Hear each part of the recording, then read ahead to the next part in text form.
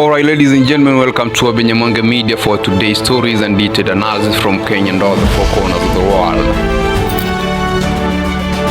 It's now crystal clear that mambo imechemka between the president and deputy president Kithure Kindiki. If you have noticed of late, Kithure Kindiki has been a man missing in action, especially in the events that the president has been attending.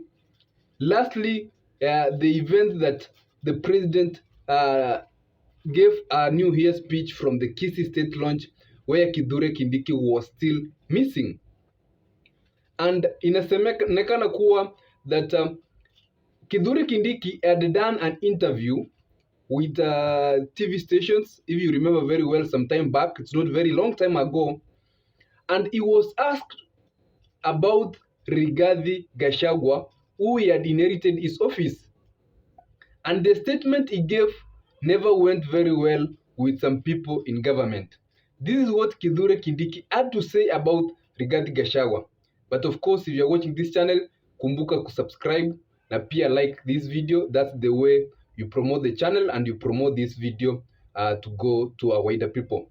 Here is what Kithure Kindiki had to say in that interview about Rigathi. And I want to persuade you to allow me not to discuss my brother, the Honorable Rigathi Gachagua, because he's my friend. And you've not heard me bad-mouthing him anywhere before when he was in this office or even after he left office. So please spare me, because it is not right.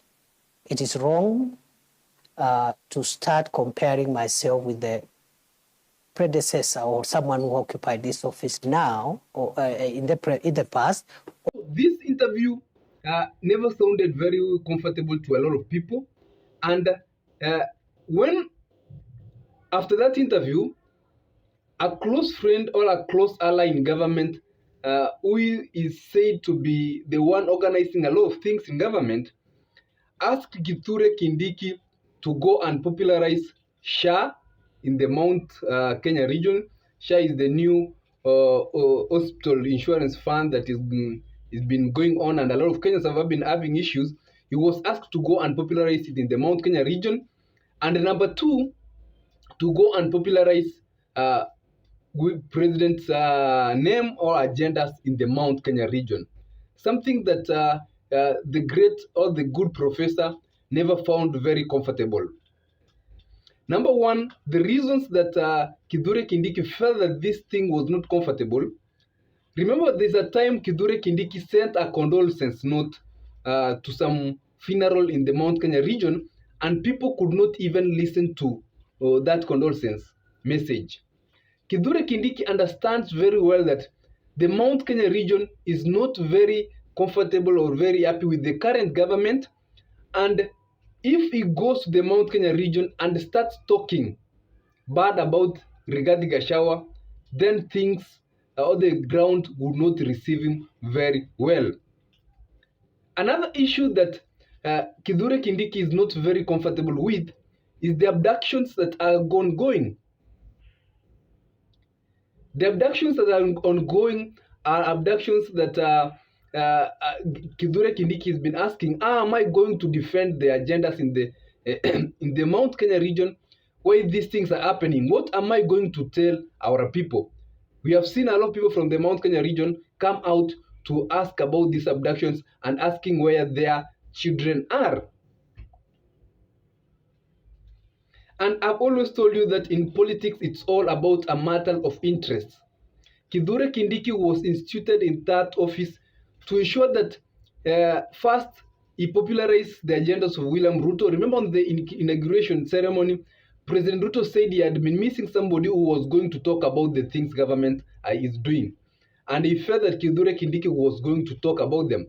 But Kithure Kindiki seems as early as now, things are not working very well.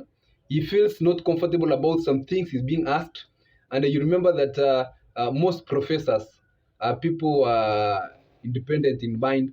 And Kithure Kindiki, if he feels things are not comfortable, he might go silent like he is going silent. We will be waiting to see what will be his response. Will this quarrel continue? But the main major reason is the fallout about that message that I think he gave about Rigathi Gachagua, saying that he cannot talk ill about Rigathi Gachagua. And if he's not talking bad about Rigathi Gachagua continues to enjoy the popularity in the Mount Kenya region, putting the people in the Mount Kenya region together, something that those in government while planning for the 2027 election will not find very comfortable. You can tell me what you think in the comment section, ladies and gentlemen. Do you think that it's too early for the union, for this marriage between the two to fall out 3 months into it, and already there are issues? Or do you think that at the end of the day, Kithure Kindiki is going to come out and say that it's quite comfortable and maybe resign? Kithure Kindiki can surprise many by resigning. And it's something that we'll be following and we'll updating you. Remember that the story of Rigathi Gachagua just began like this. People began talking about it online. We saw Oscar Sudi come and say some things about Rigathi Gachagua online, and it ended up with an impeachment. And the story of Kithure Kindiki also has begun. What is the problem? Tell me in the comment section, but remember to like this video, now share, now comment, and also ukumbuke kusubscribe kwa hii channel yetu so that we can grow together.